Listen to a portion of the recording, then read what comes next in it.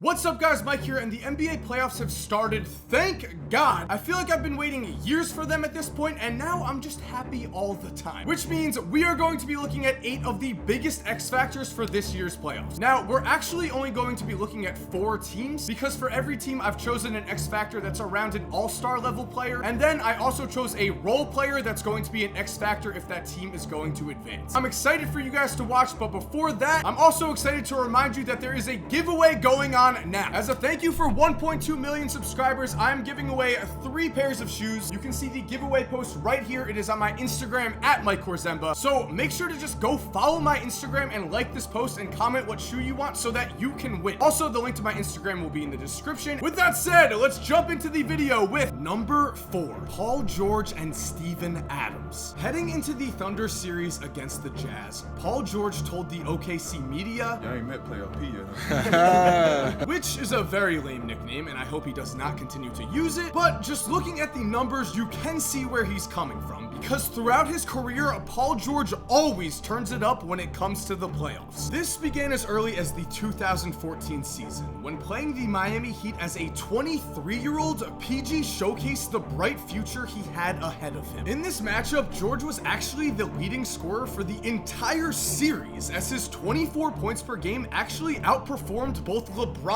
and Dwayne Wade. George also had a signature dominant performance, as in Game 5 when facing elimination, PG put up a casual 37 points and scored 12 clutch points in the game's final 6.5 minutes. From there, he has continued to raise his play when the games matter the most, as in 2016 he went from averaging 23.1 points in the regular season to 27.3 in the playoffs, and in 2017 his overall game skyrocketed against the Cavs, as he averaged 4.3 more points, 2.2 more rebounds, and 4.4 more assists. So yeah, we have only seen one game this season, but we can already tell that playoff Paul George is ready to go off. As in Game 1 against the Jazz, playoff P, God, I really hate that name, had 36 points, made 8 threes, and finished with 7 rebounds. Now, sure, we can't expect the man to shoot 8 from 11 from 3 every game, but we can expect him to keep filling it up from deep. This year, he did shoot over 40% from 3 and was second in 3-pointers made only to James Harden, which to me shows the potential for PG to go off in the playoffs is right there. That's going to be huge for the Thunder, because let's be honest, this team does have the talent to make a very long run. On any night, Russ can be the best player on the floor, and you know he's going to do everything possible to prove all of the haters that are saying he can't lead a team to a championship wrong. In his career, PG has never had a superstar like Russ to help carry the offensive load. So if the two can work well together this year, this team is going to be dangerous, especially when you consider that George has established himself as one of the NBA's best wing defenders and has the ability to lock up any star player on any given night. Which brings us to Steven Adams, a man who is coming off the best season of his career with 14 points and 9 rebound per game averages. Now, I feel weird saying that Adams is the team's role player X factor here because he is the team's 3rd best player. But really, the Thunder have 2 stars, the rest of their players are role players at this point, and Steven Adams is the most important one. OKC is going to need the toughness that Adams brings down low in order to keep advancing. Just 2 seasons ago, he was huge in the Thunder's almost upset over Golden State. As the Warriors struggle to adjust to the rough style of play Adams brings on a nightly basis. This physical style of basketball throws teams out of their rhythm. Already, we've seen Rudy Gobert get into foul trouble in Game 1 as Adams drew 2 of the 4 fouls directly on Rudy, sending Gobert to the bench during meaningful minutes. Adams' value to this Thunder roster is really one of those styles of play you can't learn everything about in the box score. So if the Thunder are going to continue to advance, I can guarantee that Steven Adams' toughness and ability to make opposing big men uncomfortable is going to be a major reason why. Number 3, Miles Turner and Lance Stevenson. Coming into the playoffs, I said that LeBron and the Cavs were going to be fine. I still think that. I don't overreact to just one game, but I do have to say, I think people were sleeping on the Indiana Pacers. This team is legit and does have the pieces to make a real run this year. They've got a talented starting lineup, a solid bench, a legitimate go-to all-star in Victor Oladipo, Oladipo, and unlike most teams in the NBA, a center who has the potential to dominate on both ends of the court. Miles Turner is the perfect example of the ideal modern-day big man. He uses his height and strength to finish reliably around the basket, as he shot around 60% this year from 5 feet or less. He also is a solid rim protector who finished third in the NBA with 1.8 blocks per game, and perhaps most importantly, he's a big who can stretch the floor. This season, Turner made 1 3 a game while shooting around 36% from deep, but more impressively, he's been a monster from mid-range as he shot around 49% from 15 to 19 feet. This makes him extremely deadly out of pick and pop situations, and this also helps to spread the floor for Oladipo to get to work. This floor spacing and Turner's ability to knock down shots is going to be huge for Indiana, and as for Lance Stevenson, well, we all remember Lance blowing in LeBron's ear. That absolutely has become a golden NBA meme, but it also shows you the mindset that Lance plays basketball with. The man is irrationally confident in the best way possible. He seriously believes he can outplay LeBron. He is 100% confident he can be a top player in this series. Lance has always played his best basketball with the Pacers and has proven that he is capable of coming up big when the lights are shining the brightest. Against LeBron and the Heat in 2013, a 22-year-old Lance willed the Pacers to a Game 4 win with a much-needed 20 points. The next year, he dropped 17 points and 8 assists to shock the Heat in a Game 1 victory. So, sure,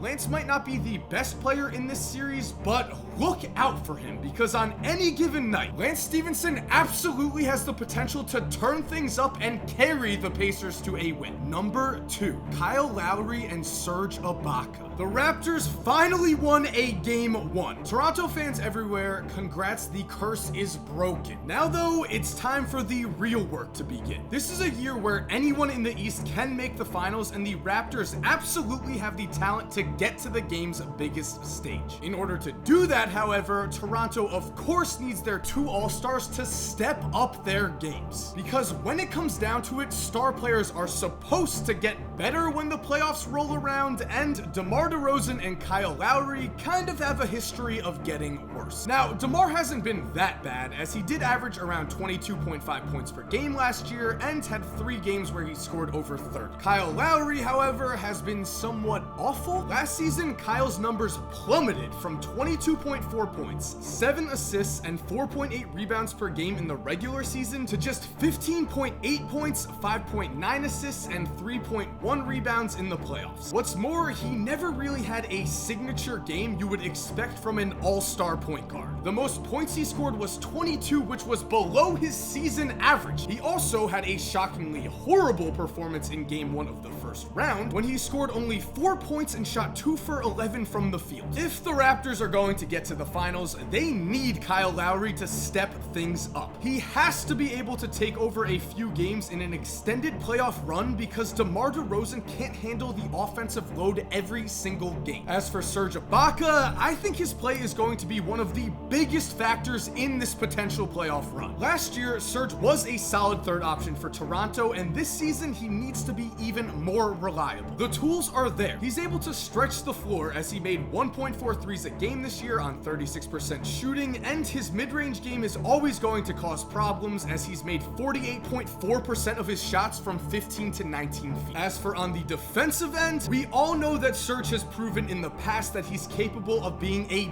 dominant defender. This is a player who once averaged 3.7 blocks per game in a season, who is also capable of switching onto smaller offensive players to negate offensive mismatches. Just looking at his numbers, it is clear that Ibaka is not the defensive beast he once was, but the Raptors have built their Eastern Conference contending roster around defense, as they finished 5th this year in defensive rating. If Lowry can raise his game, if Serge can be the solid third guy that the Raptors thought they were getting when they traded for him, then Toronto just might make their first NBA Finals appearance in their franchise's history. And number 1, Al Horford and Terry Rozier. The Boston Celtics have no business making it out of the first round of the playoffs. Sure, they are the number 2 seed in the East, but this team is missing its 2 best players, and while Gordon Hayward has missed the entire season, Kyrie has been Boston's go-to scorer and leader all year and was supposed to be the championship experienced veteran that led his team on a playoff run. Luckily for Boston fans though, they still have Brad Stevens and they still have Al Horford. Throughout his career, Horford has been the definition of the unassuming NBA star. He is a 5-time All-Star, but he's never averaged even 20 points per game, and this year he was an All-Star despite averaging just 12.9 points and 7.4 rebounds. The reason he was an All-Star though is that the man does all of the little things that just help you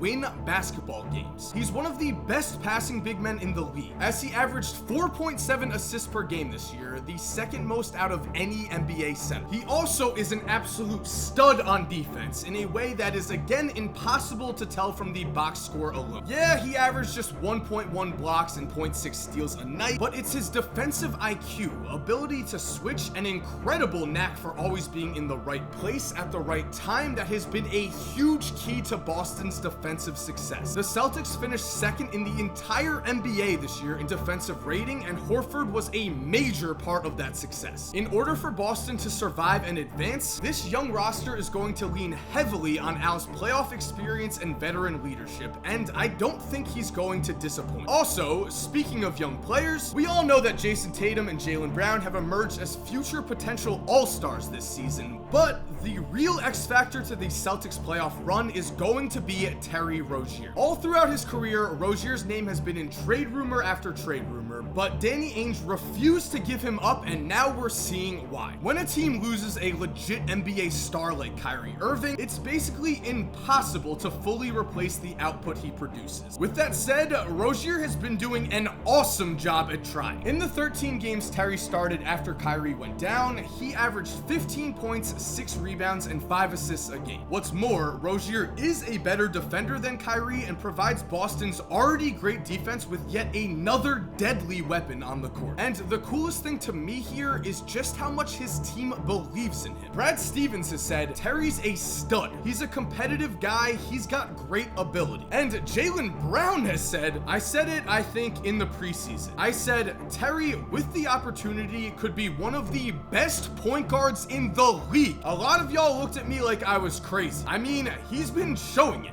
Showing it, he has. As in game 1 against the Bucks, we saw just how good Rozier has become. In that game, he finished with 23 points and demonstrated just how confident he is in his abilities. As game 1 on the line, Rozier ISO'd in the clutch, lost Eric Bledsoe with a sick dribble move, then calmly drained what should have been the game-winning 3. Chris Middleton, of course, hit this ridiculous shot, but the point remains. If Terry can keep this up, if Al Horford can keep this team calm when the game is on the line, Boston can still do big things this year, even with key injuries, because the East is wide open. And so thank you guys for watching. I hope you enjoyed. Again, playoffs, baby. I am so excited. And as I said in the beginning of this video, I'm going to be doing a lot of playoff inspired videos. So if you want to see anything specifically, comment it down below and I will do it. Also, again, reminder, join the giveaway, baby. I mean, who does not need a free pair of basketball shoes? I think we all do. And if you're not already subscribed to this channel, again, it's the playoffs. We are making bangers here. I post videos every Monday, Wednesday, and Friday around 6 p.m. Eastern time. So make sure to subscribe so you do not miss a video. And if you are already subscribed, thank you so much for supporting. You are awesome. We all know it. And as always, have an awesome day and cue that music.